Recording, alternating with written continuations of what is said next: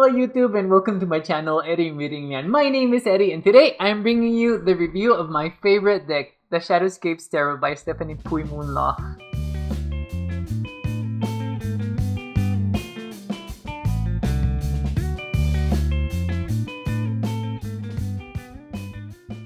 Okay guys, I finally feel ready to actually share with you my thoughts about the Shadowscapes Tarot.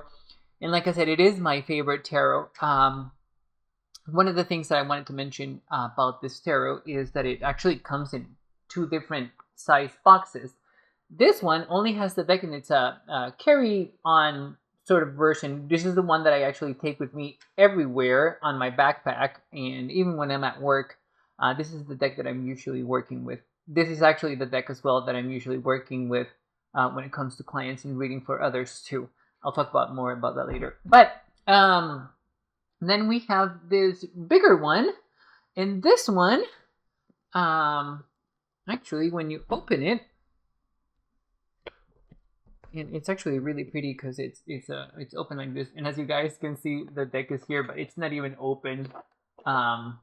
This is the only deck that I keep backup copies of, because it's mass market, and like I said, it's my favorite deck. And the deck does come with a book. Now, this is not my original book, and this, although this is the original cover of the book, and nothing has changed in the book per se. But the original book had a rose petal finish. This one is matte. No, this one is actually satin. It's a satin finish, and it is catching the light a little bit, as you guys can see. I have the original book was just, it was well loved because I read it and reread it and reread it. The book does go a little on the illustrations of the tarot, the art, but mostly its meanings of the cards and relating it to the art of the tarot. The book was actually written by Barbara Moore. And with some insight by Stephanie Pui-Mun Law on the art, I presume, or I don't know. But it is a great beginner book, a guidebook for tarot. Actually, I would put this very high on the list for beginner decks or beginner guidebooks as well. This is excellent. Now, while I am talking about the tarot, I'm just gonna show you. So this is the little box that it comes in, or the little box that I have. As you guys can see, it's showing some tear because, again, I carry this around with me everywhere. And these are the beautiful bags of the tarot, and it does come with a little white book, but it's not very good. Not on this one actually, but okay. And as you guys can see, these are the beautiful backs. Now, all of these animals show up on the pips, or most of these animals shows up on the pips. I love that they're reversible because I like to use reversals, and I actually, even though I'm going to complain about something later, I do like the size of the deck because it feels good in my hands, and I really like it. I don't like much the cardstock because it's the old Llewellyn cardstock, the one that's very thin, as you guys can see. But I don't hate it. I mean, it's fine. It could be better. It could be the linen cardstock. As you guys can see, we have foxes, we have dragons, we have turtles, and we have birds. All of these will actually show up in the cards later. Most noticeably, we have foxes for wands, turtles for cups, birds for swords, and dragons for earth. But they show up in most of the pips, so it doesn't specifically. She did not do illustrations for how do I explain this? Foxes show up on other cards that are not the ones, and turtles show up in other cards that are not the cups, and so on and so forth. Actually, one of the things that I wish that Stephanie would do would be a dragon deck. I think that deck would be just amazing. And I know that she's making a new one. She's not finished yet, but it is available for pre-order, which I already did pre-order that deck. It's the Verdance Tarot. I've talked about it before on the channel. But here we go. Okay, so this is the first Rider-Waite-Smith deck that I actually liked.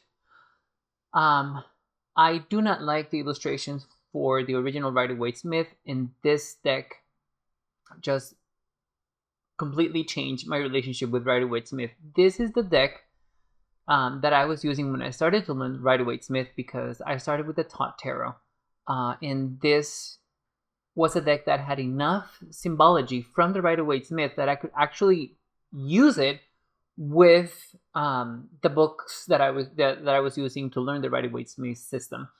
So I was very, very, very happy that I was able to find such a deck. And also, this deck is the deck that set my trend of what I like on tarot art, because the things that I like about this deck from the art is actually how I judge all of the other art. I know it sounds bad, but I have grown out of that for the most part.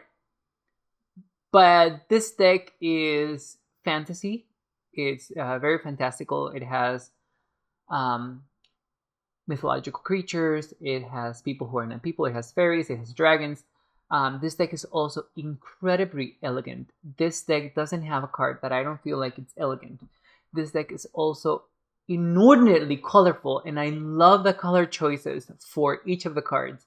I have absolutely no complaints on the art of this tarot, and especially the other thing that I like about this tarot is how stylized everything is. The dragons, the people, the plants, the backgrounds, see, this is a landscape and it's still very stylized. I believe that Stephanie has an aesthetic, and I can recognize Stephanie's artwork as soon as I see it, because she does have a specific aesthetic that I just absolutely love.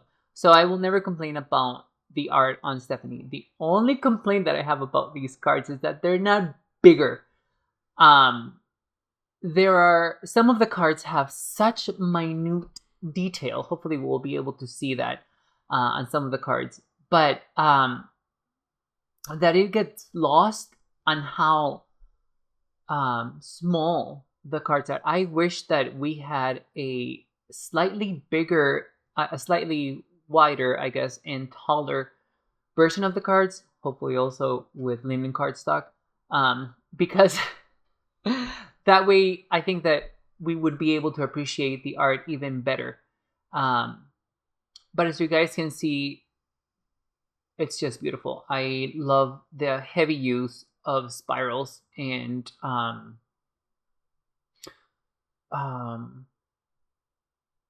just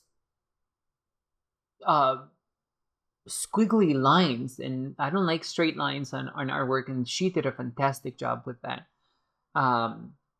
So yeah, not complaining on the art. So how does this deck read? Well, for daily draws, this deck is actually excellent for anything. I use it for self-development. I use it for shadow work. I use it for inner child work. I use it for growth and emotional release and understanding. Due to the nature of how calm and how soothing the cards are, it's better for understanding feelings. I do feel like this is a watery deck for me, but as in any case, I love this. So for my daily draw practice, this is basically a workhorse for me. Also for when it comes to journaling and for that daily draw, this deck gives me very quick, very specific to the point readings in the morning. So whenever I journal with this tarot deck, it's very, it's not it's not a lot that I write. I'm not writing a whole lot when I'm using this tarot deck, and not because I can, or this deck is enabling me to do that at all. It's because this deck just knows me. When I work with this deck for daily draws, is just like me having a talk with with one of my best friends. We have no filter. It is what it is. This deck is showing me what I need to know, and it's just giving it to me without holding my hand, and or without sugarcoating anything. So I just love that. I just love that for a deck. I love when I can pick a deck and I can do whatever work that I need to do at that moment, and do it, and just do it. And I'm going to be able to pick up things related to that for shadow work, like I was saying, for inner child work, etc., etc. Now, this is also my most used deck for client readings. This is the deck that I use for clients the most, because the art isn't scary. The art is actually calming and soothing, like I said before, and people actually do not get scared, even with the more scarier titled cards like the Devil, Death, or the Tower, or the Ten of Swords, even the Three of Swords. People, when they look at the Three of Swords, let me see, yeah, because it was the first card that when people look at the Three of Swords and they get it in a reading, they feel pity for the swan. They don't feel this personal, heart-piercing heartbreak thing from the Three of Swords. It's a more soothing. It's more pity and shame that they feel when they see an image like this.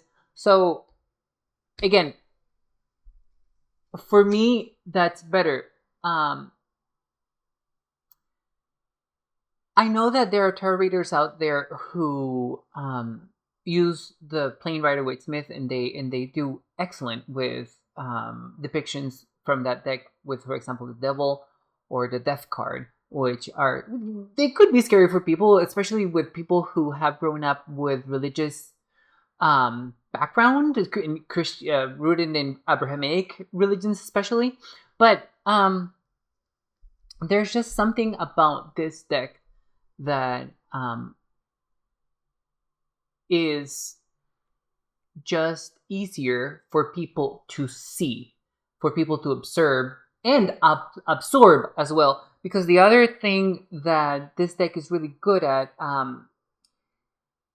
people are more likely to have realizations from the images of this deck, and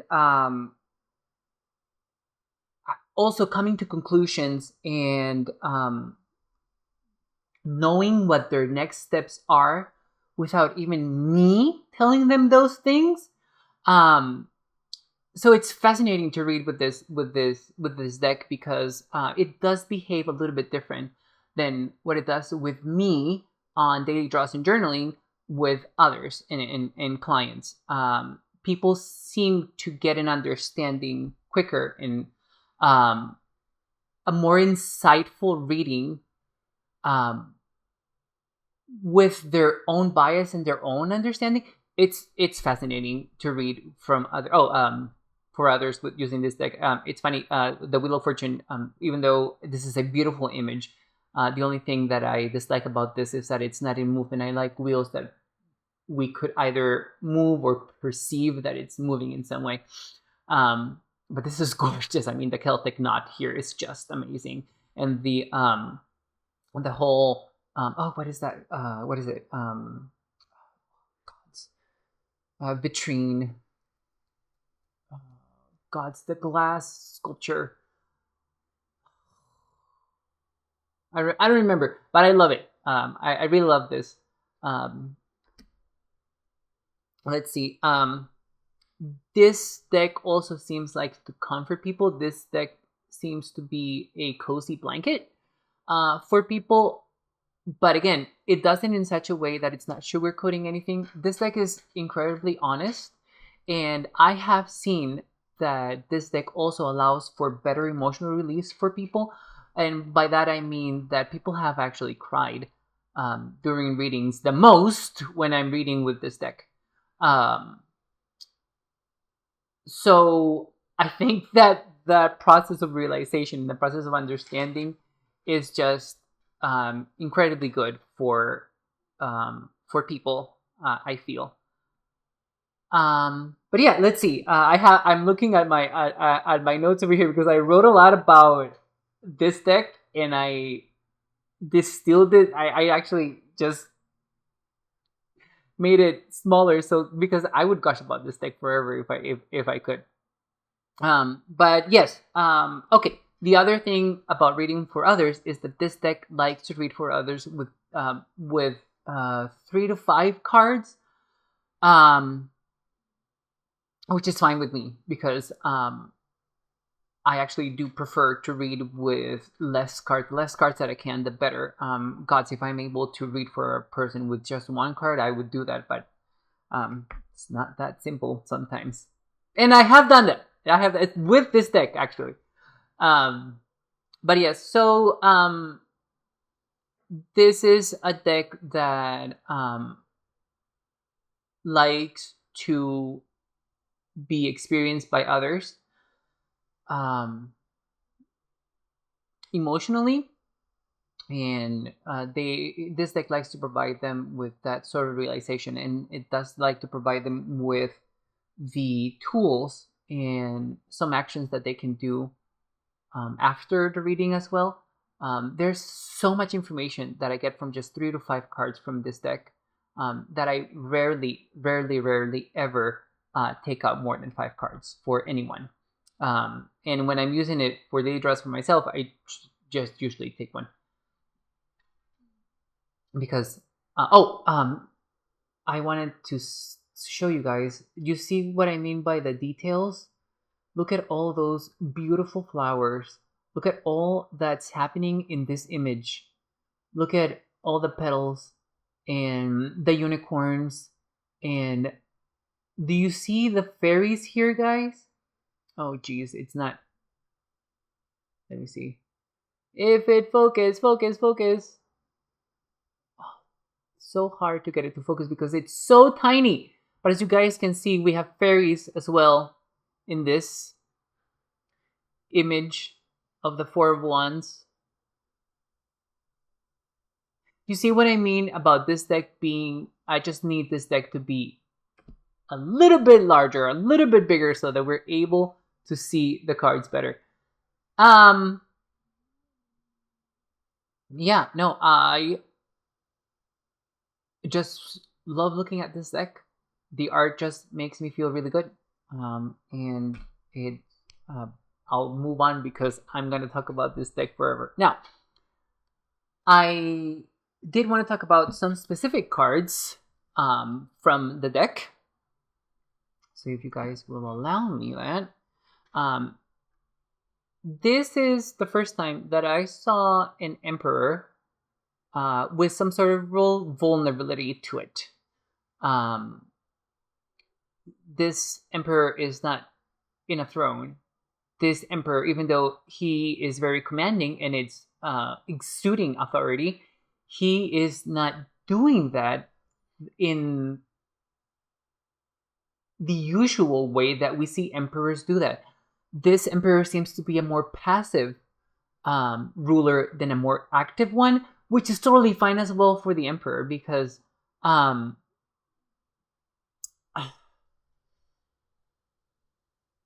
there is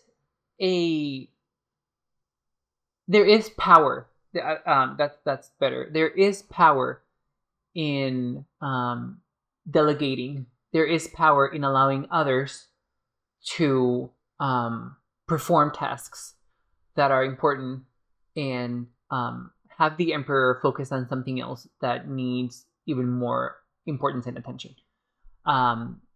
This is also the first time where I saw a more effeminate Emperor, and I very much enjoy that. Unfortunately, I mean, I don't know what the sexuality of this emperor is, but um, I can see this being a queer emperor. Love the design of this circle over here. Usually, I would equate the emperor with a square and not a circle. And this was the first time that I was like, wait a minute, the emperor doesn't have to be a square all the time. It could also be a circle. You know, there's power in circle, there's power in limitation, there's power in boundaries, there's power in cycles. And I'm sure that the emperor also goes through all of that. So this card humanized a lot the emperor, even though I'm pretty sure that this is not human, because we see horns on this being. But as in any case, moving on, this was also the first time that I saw a Hierophant as a teacher. As you guys can see, it's the image is very, God, hopefully, come on, there we go.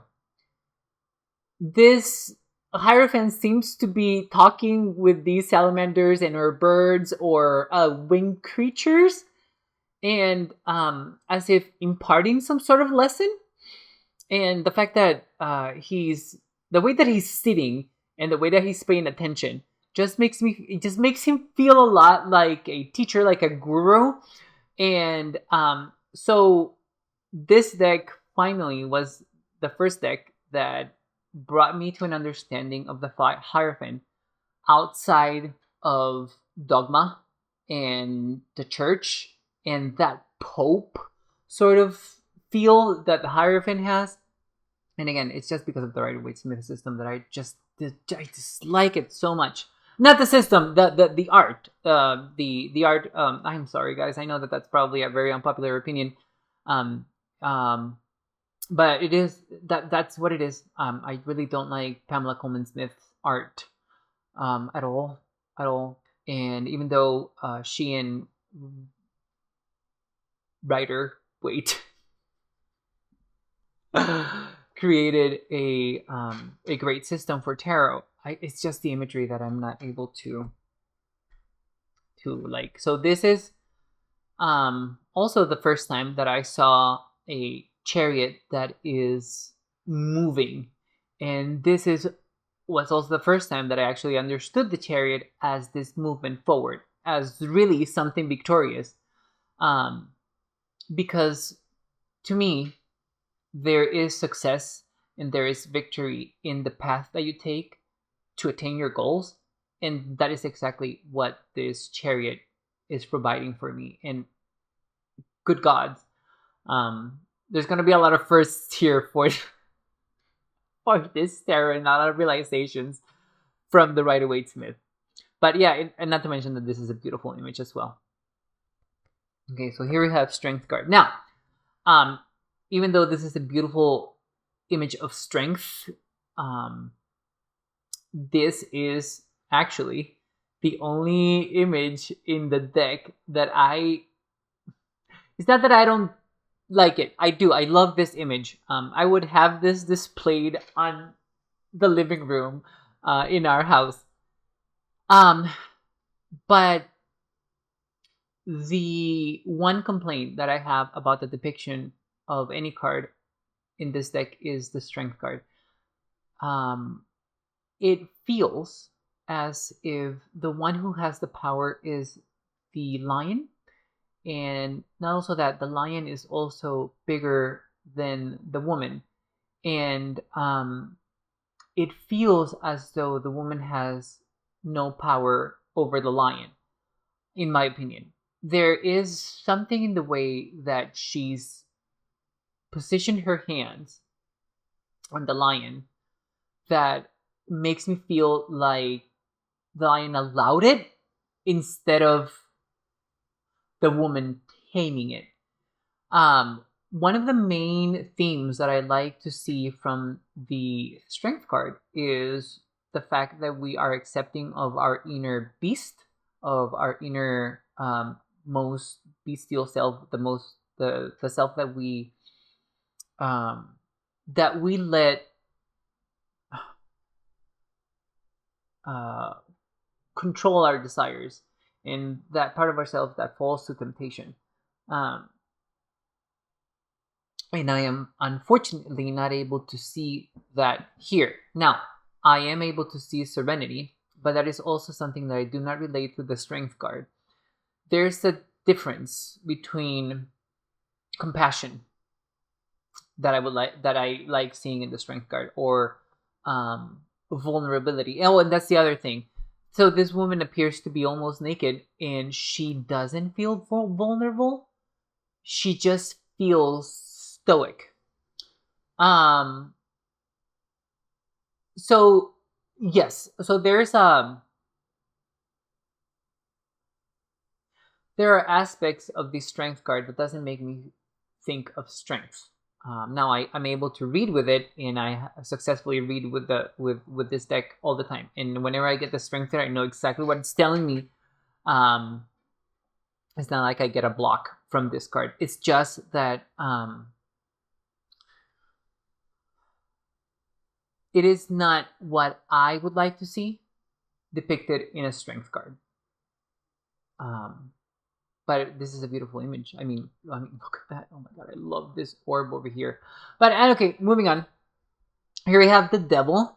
Now, this is also the first time that I actually understood the devil outside of the norms of the Rider-Waite-Smith and outside of the norms of Catholicism. I grew up with a lot of Catholic influence, even though my mother did not practice, nor did my grandmother.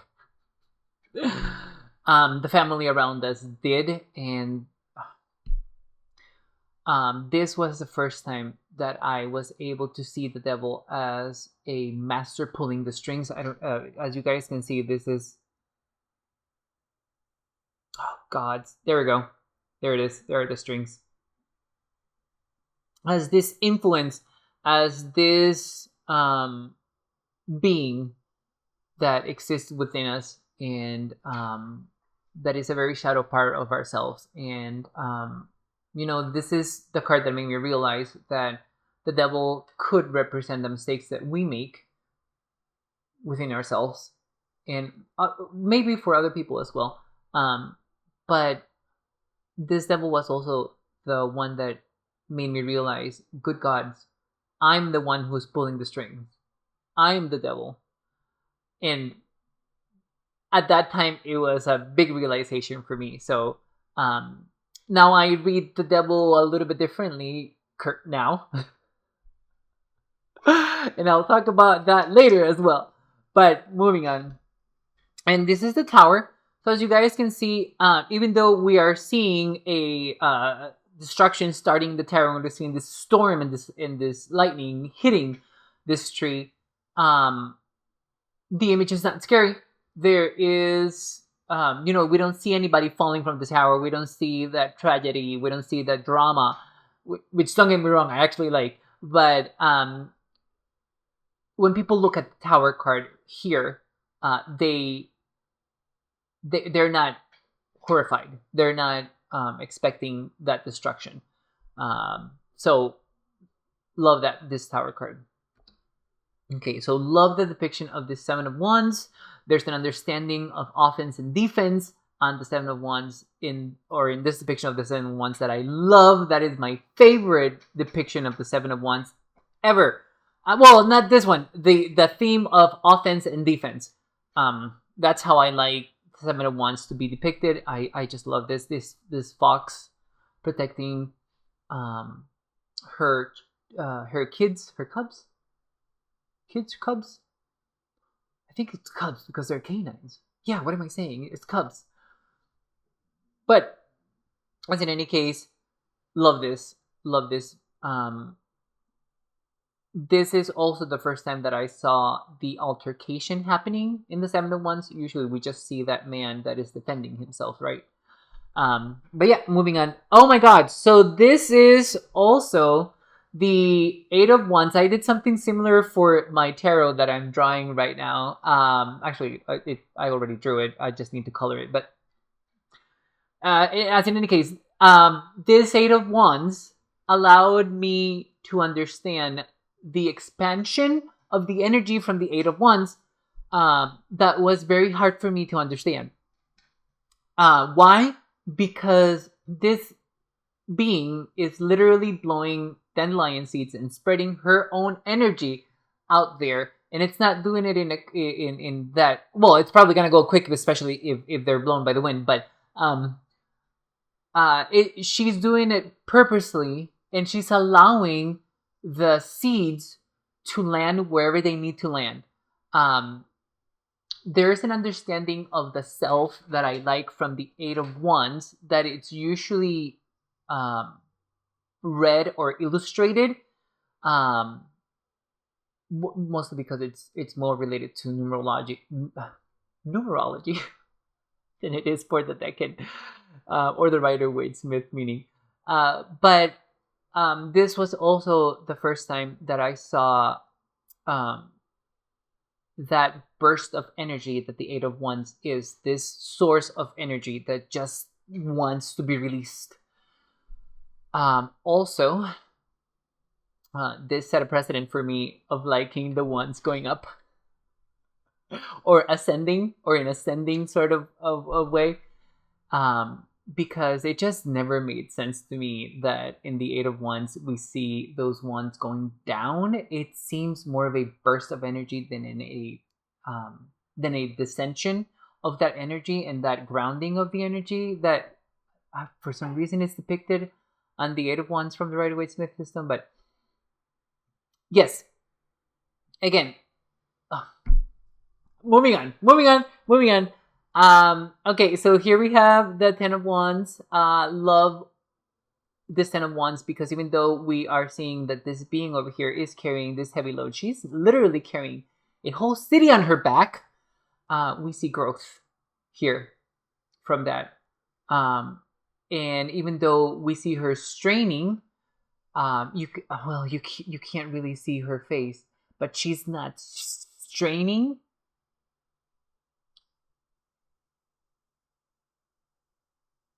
Her face doesn't look like she's straining. Her face looks like she's focused in the task of carrying the city. And I just love that. I love the idea of a citadel in a tree. It's just good gods, this is genius. I really wish that Stephanie Pui-Mun Law would do a dragon deck, a full dragon deck, to see how that looks like. Gods. Anyway, moving on. Love this Page of Wands. This was also the first time that I saw or thought about the Page of Wands as this motivator, this self-motivating archetype, this violinist who enjoys and it's so enthusiastic about their craft and their development that they're basically their own cheerleader, and they can also cheerlead other people. They can also motivate others. Gods, I love that for the Page of Wands. I do like the Page of Wands to seem very enthusiastic, and usually they're depicted with a very serious face. But I love this one. Music is definitely one of those themes that we rarely get to see in tarot, and I love that Stephanie brought for this. And I think there's another card that yes, we're gonna see it later. There's another card with another instrument that I'll show you. Okay, here we have the Two of Cups, and for the longest time I did not realize that these were two feminine spirits intertwining together. I don't know why I missed that, being queer myself, but this was also one of the first times that I saw two women depicted in a tarot, especially in something like the Two of Cups, which is the Lord of Love.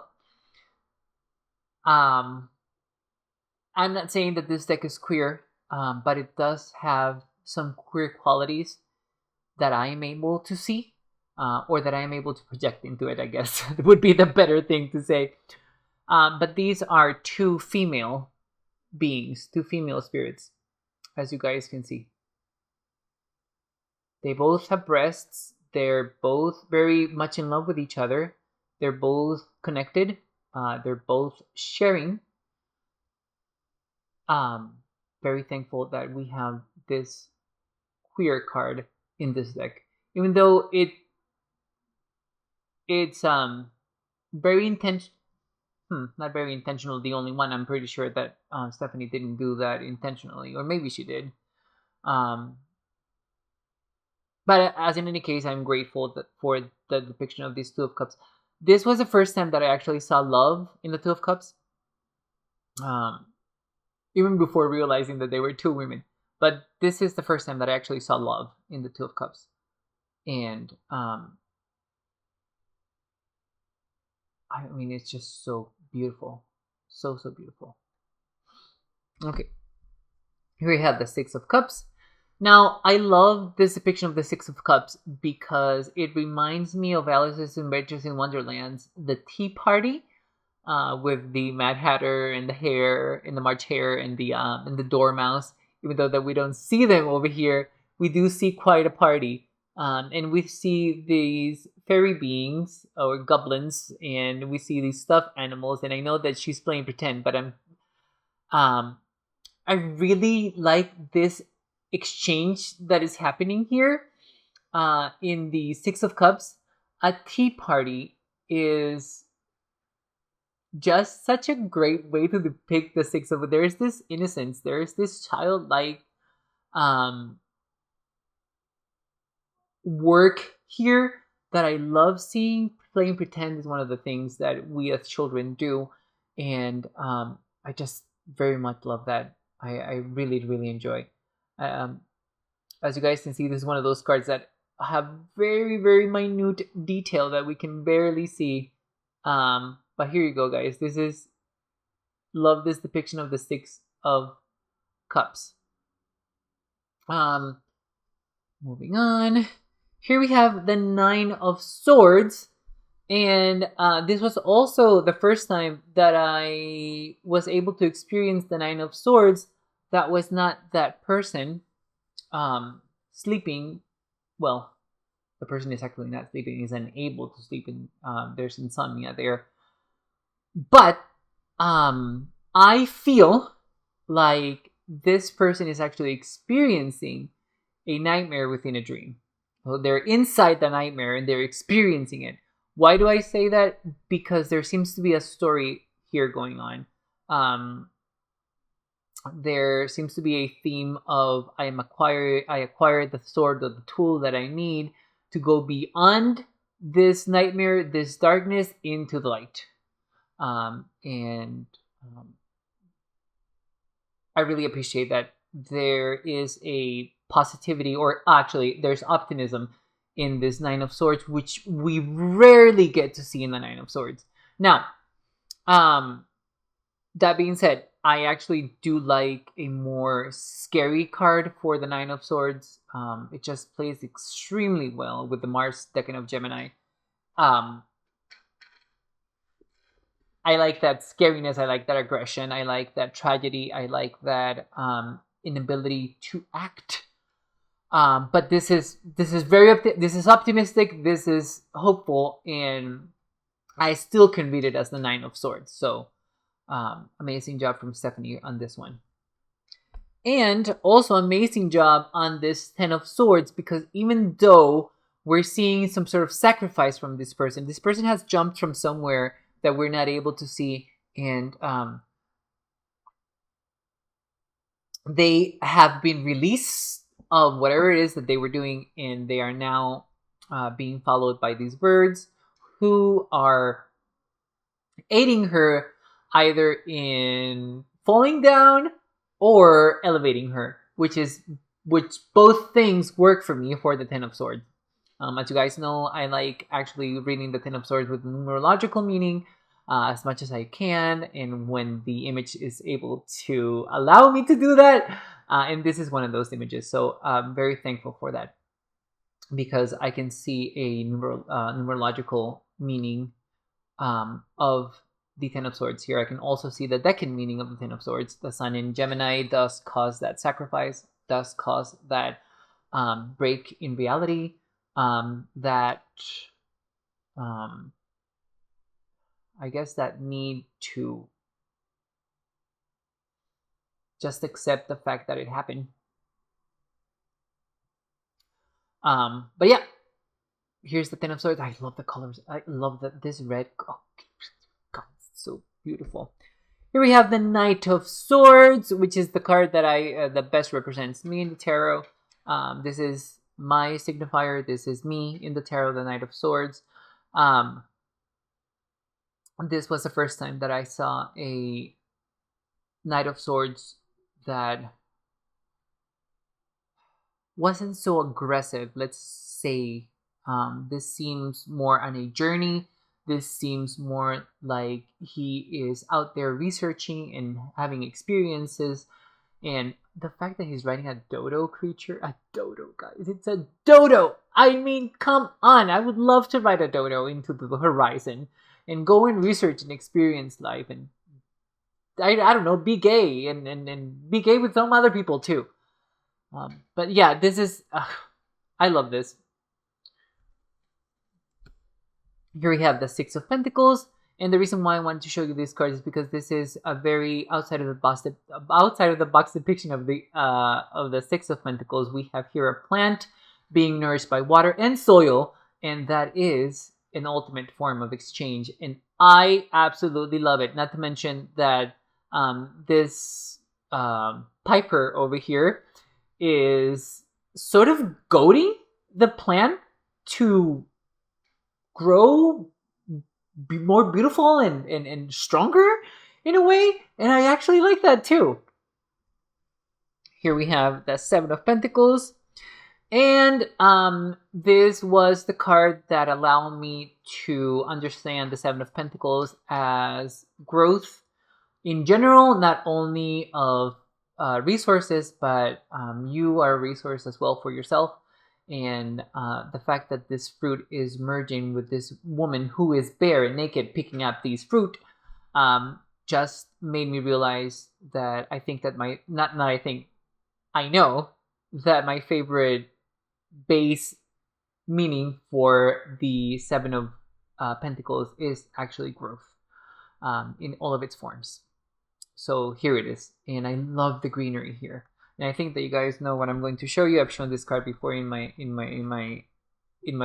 It's no secret to anybody that this is my favorite Eight of Pentacles ever.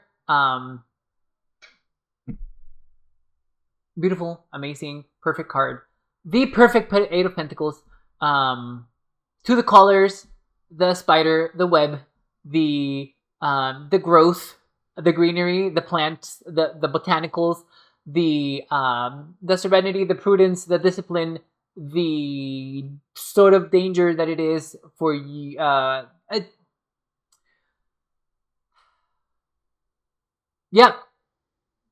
This is I'll talk about this card more later as well. But okay, here we have the last card that I was going to show you guys, and this is the other card that has instruments, and this is a piano.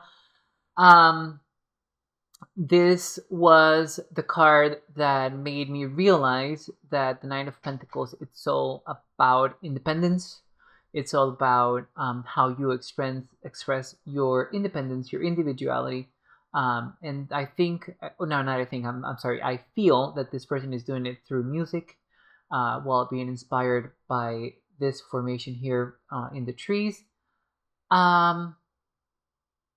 This was also the card that made me think about the Nine of Pentacles as your home, your sense of safety, your sense of security, and how you are able to acquire that and receive it from others as well. So yeah, this is the card. There were a lot of firsts for me with this deck, guys. I will forever be grateful with the Shadowscapes Tarot. This is my best friend tarot.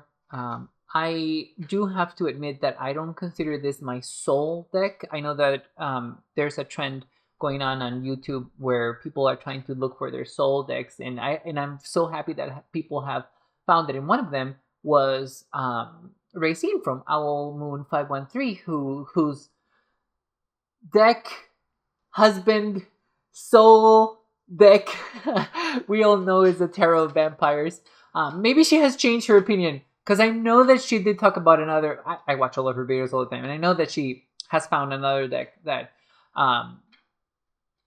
very much resonates with her. But this is my best friend deck. This is my favorite deck. Heads down. This is one of my. I will not be without this tarot. I don't think there's anything else that I could say about the Shadowscapes Tarot that I have already said on this video or others. I would love for you guys to let me know in the comments below what if you have experienced the Shadowscapes Tarot. Please let me know in the comments below what your experience has been with the Shadowscapes, and maybe what is your favorite cards from the tarot, because this deck has so many favorites for me, and they're just so pivotal to my tarot practice and my understanding of the tarot that I would be forever grateful for the Shadowscapes for coming into my life. It was definitely meant to be. It's one of those things that really makes me think that synchronicity and serendipity are very well tied with each other. I am incredibly grateful for Stephanie Pui-Mun Law's art, making me feel all of these things, making me have all of these realizations. I do have other artists that allow me to do that, but I think that Stephanie is one of those. It's the only one who has been able to do it for so many depictions of so many of the cards in tarot. So thank you so much, guys, for being here. I really appreciate it. Hopefully you guys like this video. Hopefully you guys are enamored by the Shadowscapes Tarot, and hopefully you guys get it and experience it in the same way that I am experiencing it, or even better. Thank you so much, guys. I really appreciate your time. Bye bye, YouTube.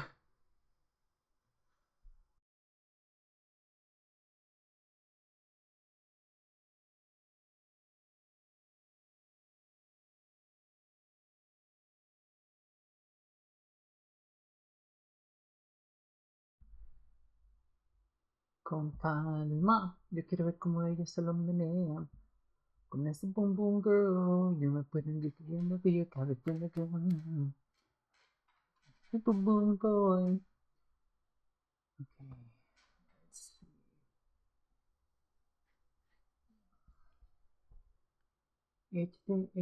Échale para atrás. Okay.